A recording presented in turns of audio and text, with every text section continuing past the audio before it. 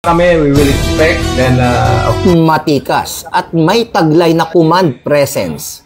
Pinangunahan ni Police Major General Anthony Abirin, Regional Director ng NCRPO, ang showdown inspection ng Civil Disturbance Management o CDM, full contingents at operational readiness check, dress rehearsal nito lamang October 25, 2025 sa NCRPO Grandstand, Camp Bagong Diwa, Bicutan, Taguig City.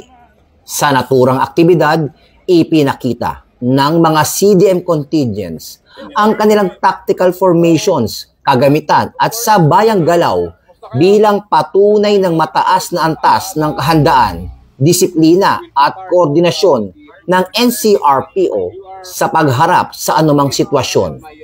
Maximum tolerance at respeto sa karapatang pantao. Ito ang binigyan diin sa mensahe ni Police Major General Abirin. Pinaalalahanan din ni Police Major General Abirin ang lahat ng pulisya na laging pairalin ang maximum tolerance, respeto sa karapatang pantao at ang 5 gabay na prinsipyo sa pagpapatupad ng tungkulin. Anya, ang tunay na seguridad ay nakabatay sa disiplina, profesionalismo at malasakit sa kapwa. Karagdagan pa, kasado na rin ang pwersa ng NCRPO bilang paghanda sa 2nd Trillion Peso March para sa November 30, 2025. Patuloy ang NCRPO sa pagpapalakas ng operasyon at pagsasanay kabilang ang mahigpit na command supervision at interagency coordination upang matiyak ang mapayapa, maayos na pagdaraos ng mga aktibidad.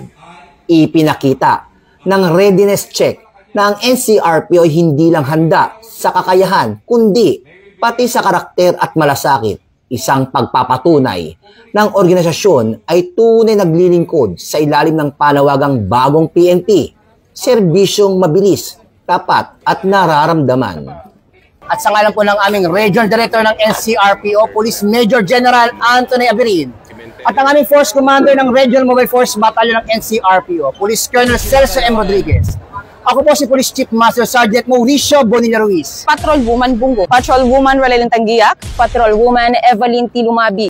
Alagad ng batas, tagataguyod ng balitang pulis. Police News Network. Alagad ng batas, tagapagtaguyod ng balitang pulis. Sandigan ng mamamayan, patnubay ng katotohanan.